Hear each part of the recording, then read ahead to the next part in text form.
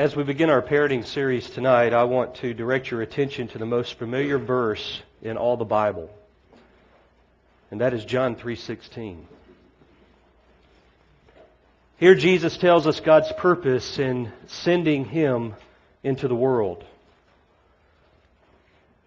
And He says, "For God so loved the world that He gave His only begotten Son, that whoever believes in Him should not perish, but have everlasting life." That simple verse highlights the greatest need of every person. And that's the place where I want to begin tonight as we talk about parenting. Every child comes into the world with the same problem. And the problem is sin. Even before birth, the human heart is already programmed for sin. David said in Psalm 51:5, "Behold, I was brought forth in iniquity, and in sin my mother conceived me." See, your children are sinners from the very womb. This is what theologians refer to as total depravity. It means children do not come into the world seeking God and His righteousness. They do not even come into the world with a neutral innocence. They come into the world seeking the fulfillment of sinful and selfish desires. And where did this depravity come from? It came from our parents. And where did our parents get it from? It came from their parents. Ultimately, it came from Adam. Genesis 5:3 says, "When Adam had lived 130 years, he became the father of a son in his own likeness, according to his image." All of Adam's children bore the stamp of sin. They were infected with evil desires. They were born with sinful taste and an aversion to the things of God. Romans 5:12 puts it this way, "Therefore, just as through one man sin entered into the world, and death through sin. And so death spread to all men because all sinned." I believe that children are a gift from the Lord. Psalm 127 verse 3 tells us that. I believe it is God who opens and closes the womb. It's up to Him as to who will have children, how many children you will have.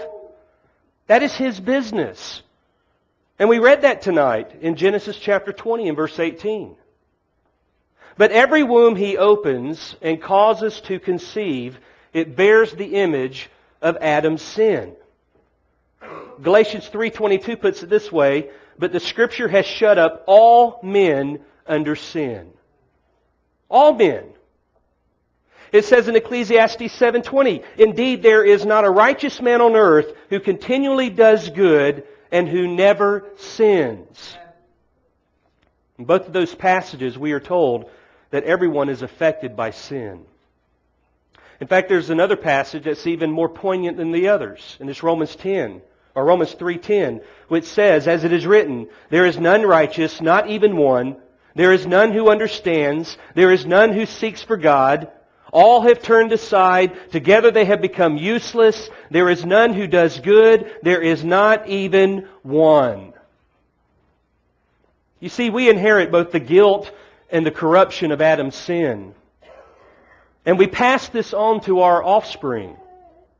This is what is called the doctrine of original sin. We are born into a fallen race. We inherit a fallen nature. We are inexorably drawn to the lure of sin. We have an appetite for evil. We have no natural thirst for God. We ultimately have no power of our own to obey God and to resist evil. Romans 8:7 says this, "Because the carnal mind is enmity against God, for it is not subject to the law of God, nor indeed can be. So then those who are in the flesh cannot please God." Sin colors our very nature. We're born with a sinful bent. So therefore, children left entirely to themselves will pursue a course of sin. Psalm 58:3 says, "The wicked are estranged from the womb. They speak lies as soon as they go astray from birth." See, all the potential of every kind of sin is already present in the heart of your children. And this is what drives their hearts and their minds and their wills. So that little newborn baby that you hold in your hands, as adorable as he is already a reprobate in the making. And if you have no commitment to raise that child in the nurture and the admonition of the Lord, he will eventually give full expression to his depravity. So what's his greatest need? Is it to correct his unacceptable behavior? Is it to isolate him from the world? Is it to build up his self-esteem? No, his greatest need, and the only remedy for depravity, is regeneration, salvation.